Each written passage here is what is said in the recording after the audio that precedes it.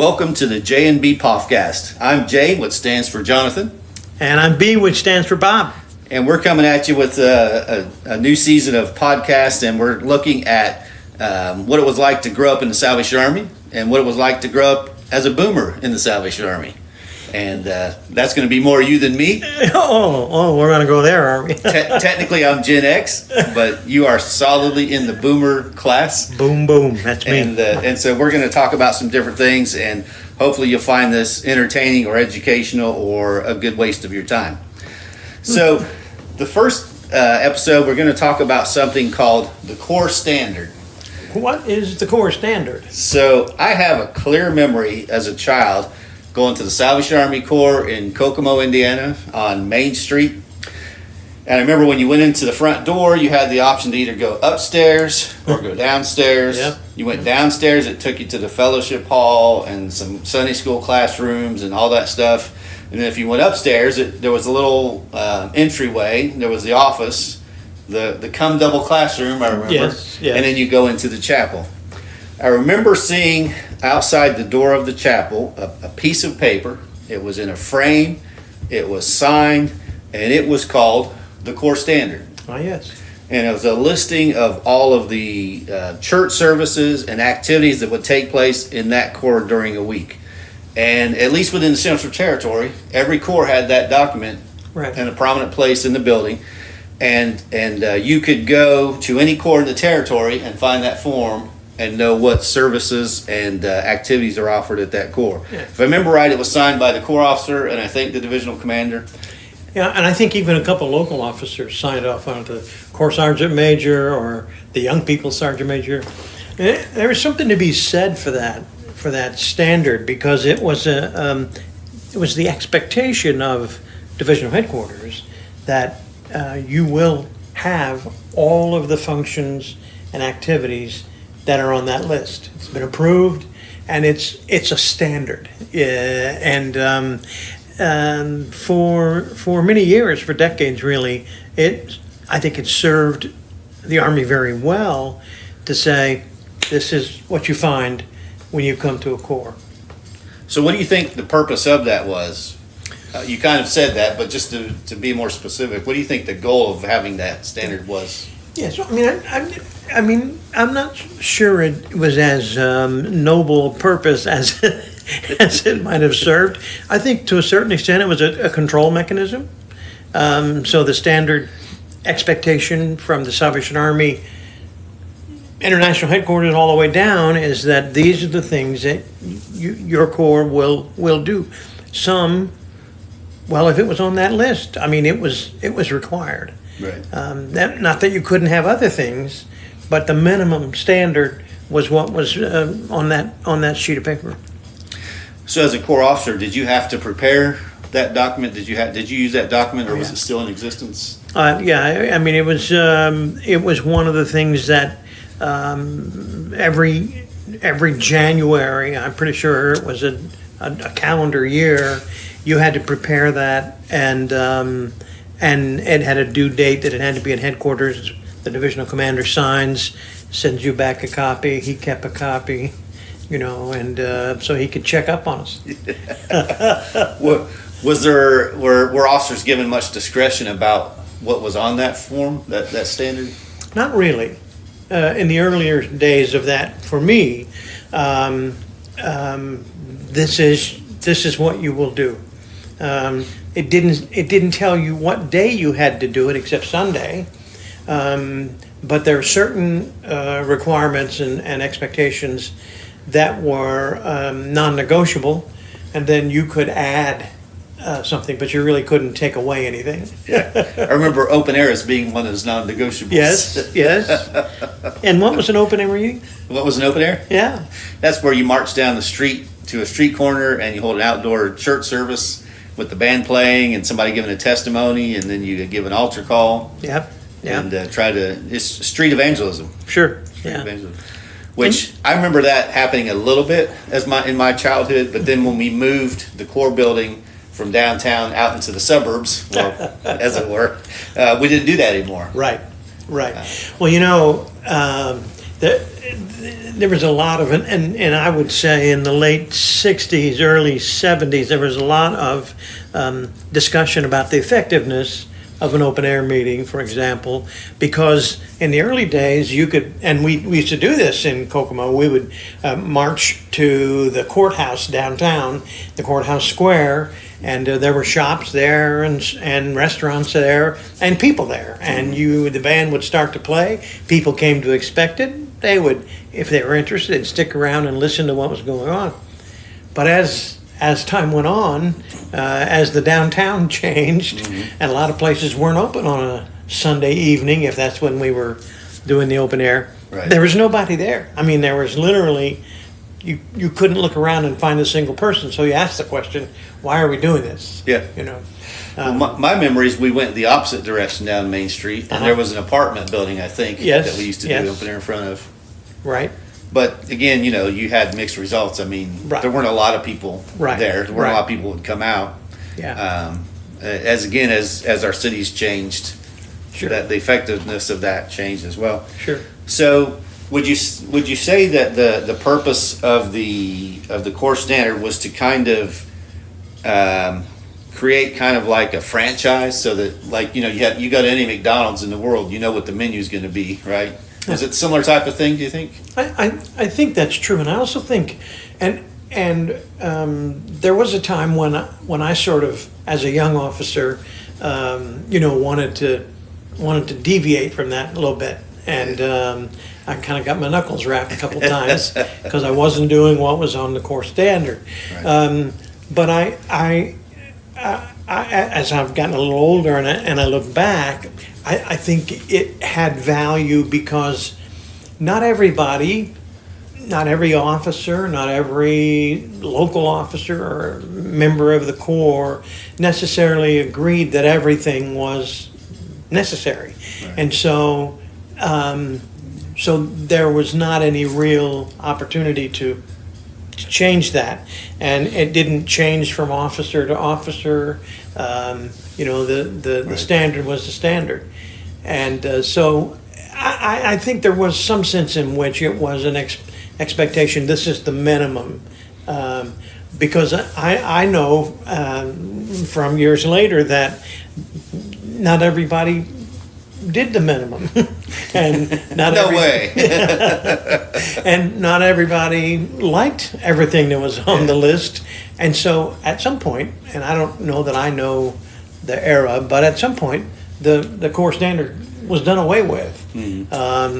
And I think I kind of I think I kind of disagree with how that happened, because for those who are excitable and ambitious and really want to make these things work, they're out there making it happen.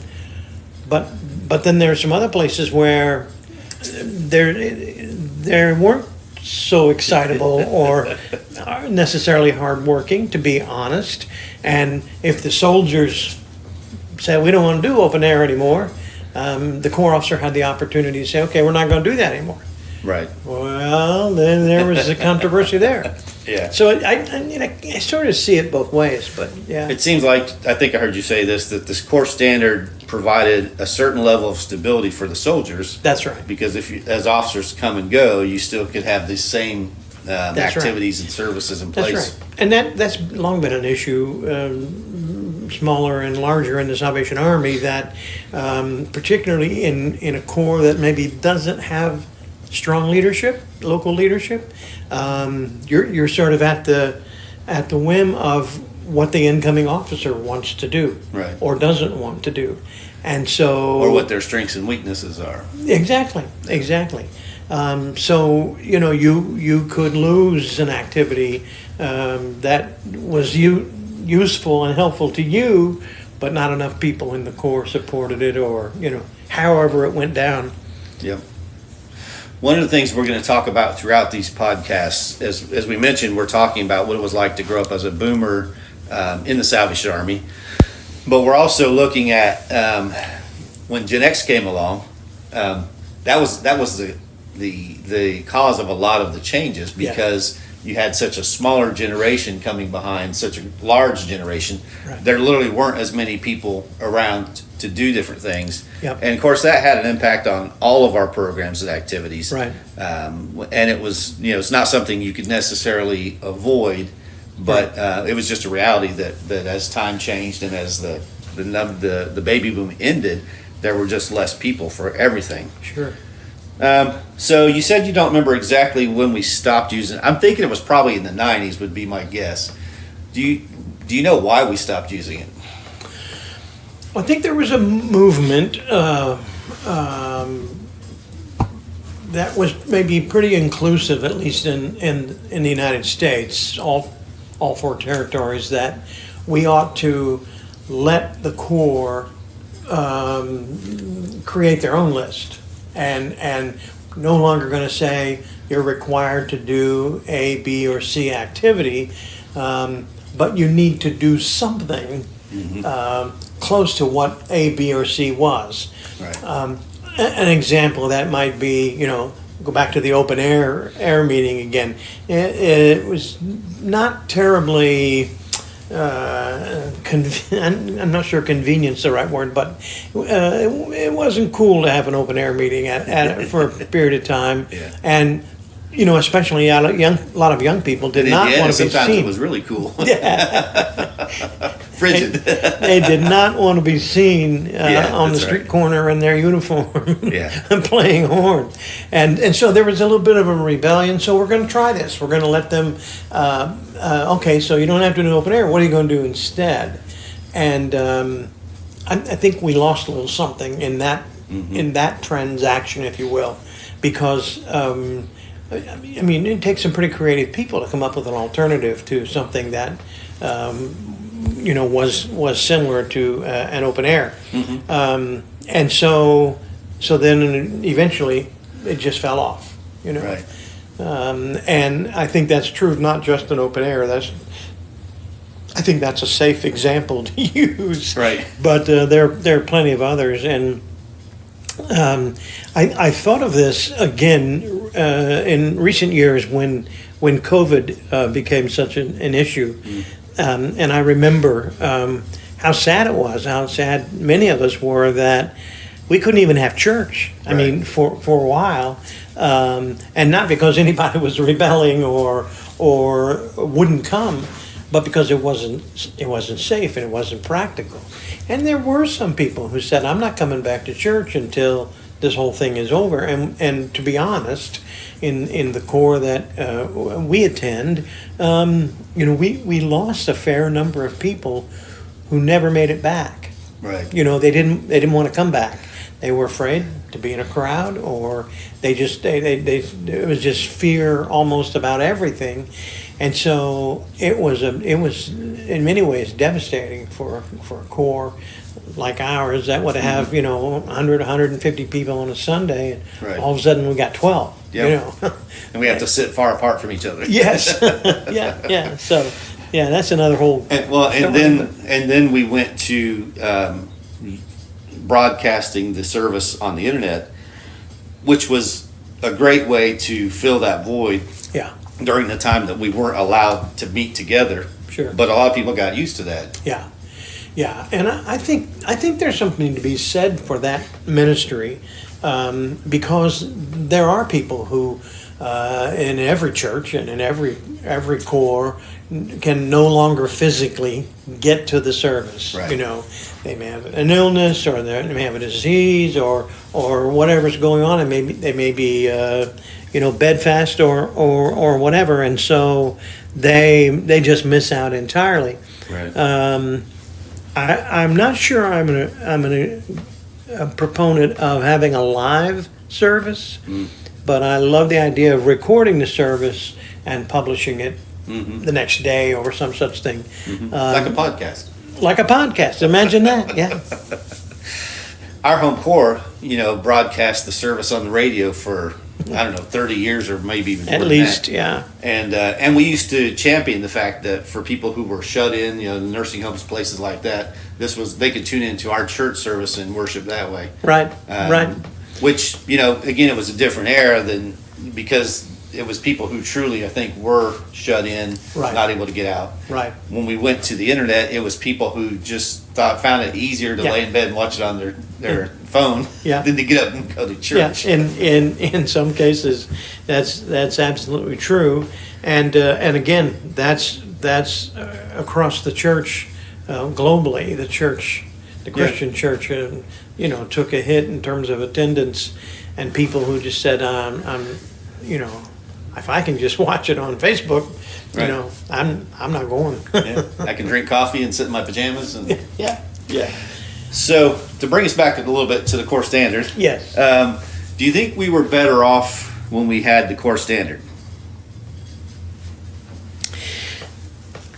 You ask me a hard question. That's what we do here on the Poffcast. I think there is some sense in which we did. There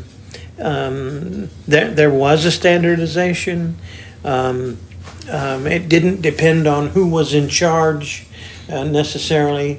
It didn't depend on anything except those local officers to step up and be the scoutmaster or the girl guard leader, the sunbeam leader, ranger corps, those things. I mean, there was something to be said for those activities as well. And I don't know if there was a sort of a middle ground that could come to. I'd be interested to know if anybody else has thoughts about that. But, and again, the idea was pretty much every corps is the same, and we know that's not true. Right. We know, some corps are in multicultural communities and language and customs, and those things are very unique from each other. And the day and age when a sort of English-speaking, all-white corps was the thing. That's no longer the case, and that's a good thing. The multicultural opportunities that corps affords. And again, for me, it comes back to, and when I was a divisional youth leader, I wanted every corps in our division to have youth ministry. And I remember that I would visit a corps on a Sunday, and I would say to the officers, "Can I sit in on the teen class or the young adult class?" And the officers would chuckle and say, "Yeah, we don't have teens or young adults. If we have any teens or young adults, we use them as teachers." Right. And I get that, Yeah. but it was also sad Yeah. that there weren't many teens and young adults in church in those years, and that would have been in the 90s. Right. And so I'm really old, but I guess I still got some old views or some old ideas, and I'm sure there'll be those who want to disagree with that. Well, you were pretty progressive in your younger days. Think so? Well, yeah. Either that or you just didn't like the rules. I'm not sure which, but Well, we had some good times. I think the core standard would definitely curb creativity. In other words, if you're an officer and you have these set standard things that you have to do every week, you're not going to have a lot of time to come up with some new innovative programs. So I can see where that is a downside to the core standard. And so, but I feel like also we probably maybe went too far the other way with that, in that we thought we were giving officers freedom to create new programs. Some of them did. Some created some very, very good programs. Some of them didn't do anything. Right. To be honest. Yeah. It gave them a license to Yeah. do that, I think. And that's one of the things I was thinking about. Could we say to a corps, you can do the core standard, or you can come up with some other ideas. Right. Share with us what those are. I'm talking about DHQ now. Yeah. And share with us what those are, and then see how they're doing. Let's Right. measure it based on how it's going. And if it's not working, then you got to do something else. Right. I'll never forget. Again, going back as a younger officer, and we're at officers' councils, and there's a new territorial commander in the territory, and he came to be the guest at officers' councils, and he said, I'll never forget, he said, when it comes to youth ministry, whatever you're doing, stop it. It is not working. We have fewer young people in our Salvation Army, he said, than we ever have, and so we're open to trying different things, but this isn't it. We got to figure this out, because the so-called ministry that's taking place is not being effective. I never quite heard a territorial commander put it like that, but he did. So maybe it might have been a better idea to keep the core standard, but give more flexibility about what goes on. In other words, if you have alternative programs to the standard one, you still have to submit this form and get it approved, and we're going to hold you accountable to that. But more flexibility with what is on there and what doesn't have to be on there. Yeah, I think some kind of a hybrid, situation that does not stifle creativity and does not make people feel as though they're in a forced situation, but it does deliver to them that there's an expectation that certain things are going to happen, and if you don't want to have sunbeams, okay, you don't have to have sunbeams, but you have to have a ministry to girls that are sunbeam age. Right. So there still has to be something going on that will be effective in terms of evangelism and discipleship, and we can even look to why we often have such a shortage of officers coming in to the training college and so on. Part of the reason for that is because they're not being brought up in some of that Salvation Army tradition. Yeah. When you talked about the if they have teenagers, they make them Sunday school teachers. Yeah. We could probably do another Poffcast on how many people we've blown out that way. Making teenagers teach Sunday school before they were ready. Yeah. And in many cases that I'm aware of, there was no preparation or training or anything given to those teenagers. We just handed them the quarterly, the Sunday school quarterly or whatever it was, and teach this here. Can you teach this? And those things were probably done with good intentions. Yeah. But it had an unintended consequence. I think it was in many cases. I know, again, when I was a divisional youth leader, I know that they didn't have a lot of options. I mean,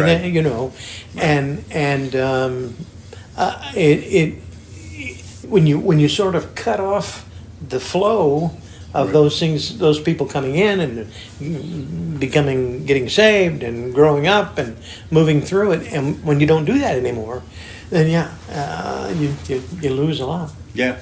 I want to take you in a different direction for a minute. Oh. What if we took the core standard concept and applied that to our social services programs on a national scale? So basically every Salvation Army in the United States does basically the same social services programs. What would you think about that? Again, I think there's something to be said for that, and to a certain degree, that may be true, somewhat true. Most of our institutions in core probably have a food pantry, so many of them would do that, or might have a shelter, and many of them would do that. But it has occurred to me as I've traveled around a bit and observed the Salvation Army in all kinds of situations, that some standardization could be very useful. Now, one of the things the Salvation Army has sort of bragged about is, we tailor make our programs to the needs of our community. Mm-hmm. And so, again, I recognize that and support that and applaud that. But if you were to say, well, this Salvation Army in this community needs to have a shelter. Right. Okay, well, here's what a shelter program looks like. It's sort of a packaged thing, and while you have the opportunity to, tweak it here and there, if you want to have a shelter, it needs to meet minimum standards, and it needs to have similar program, not just putting people in beds at night because they don't have a place to sleep, but programs that are going to help them move from being in a shelter to being housed and to be self-sufficient. So I think there's some benefit to that. Yeah. So I'll tell you where mine goes. My mind goes thinking about that. If we had standardized programs, and maybe there's 3 or 5 options, so that it's not you don't necessarily have to do just this, but we narrowed it down to a certain number of options that this is what the Salvation Army of the United States will do. You can pick and choose amongst those. It would make things like grant writing a lot easier, because we're all, you're all basically going for the same types of grants. Right. So the process of filling out the applications, it could be something that on a divisional level, at least, that you're teaching everybody. This is the grant. This is what you need to do to fill that out to get it. Right. This is how that grant works. Instead of having to constantly learn new grants, Right. We find grants that are sustainable, that will provide what we need. And then every Corps, where now there may be some where those grants aren't available, so that's another thing. But if we had the same programs, officers at the training college, instead of saying, here's what social services, this huge thing, go out and come up with your own program. Right. We could teach them, these are the programs that we use. So Right. here we started with Life Nav and Families First. And there, a lot of it is stuff that we've done before, but we've created this program and structure, and now there's something that everybody can look at and say, this is what this program is, this is how it works, this is how we're going to fund it. Yeah. So something like that, and I know that it has been a strong suit for the Salvation Army, that every local Salvation Army does what that community needs and that kind of thing, but we're getting pushed out. United Way is now a direct service provider. Yeah. What in the world is that all about? Right. And right. we've got I think about the thrift stores, our competition. Well, I can't say we're competing. I can't think of their name now. The thrift stores, the chain thrift stores. Oh, Goodwill? Goodwill, yeah.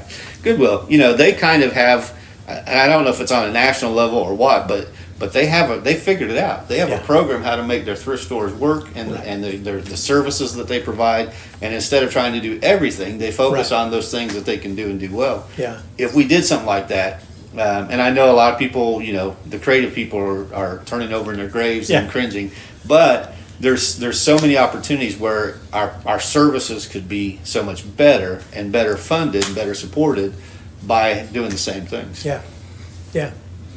I think there's definitely room for exploration along those lines, and an opportunity to create a system, as you say, that's almost user friendly. It's almost out of the box. Here's this program, that program. You don't have to reinvent the wheel. Right. When you want to do a local program, and I would think would make it a little easier for the supervising headquarters, DHQ and THQ, because you're able to they know up front you're going to be able to manage the expectations because they know what that program looks like. Right. And you don't have to, carve have a to new. Reinventing the wheel. Yeah. Yeah, good. Well, good discussion, and we're going to add a disclaimer at the front end of these shows, but I just want to make sure everybody knows that you and I are lifelong Salvationists. Right. We both have been officers, we've been soldiers, Yep. and we're completely dedicated and committed to the mission of the Salvation Army. That's correct. And the purpose of these conversations is not in any way to denigrate the Salvation Army, Right. but as somebody else said, to have the tough discussions, talk Yeah. about the things that need Yeah. to be talked about. Yeah. We don't have solutions. If we did, you'd be the Right. general by now. So. Right. But maybe this just creates a conversation that others will take up and be able to move the Salvation Army forward effectively in the Sure. future. Yeah, and by no means are we being critical of the Salvation Army. Just having an opportunity to have the honest conversation about what if we tried something different? What could it look like? And I think hopefully this would spur people on to another conversation. Right. Keep it going. The core standard, bring it back. That's right.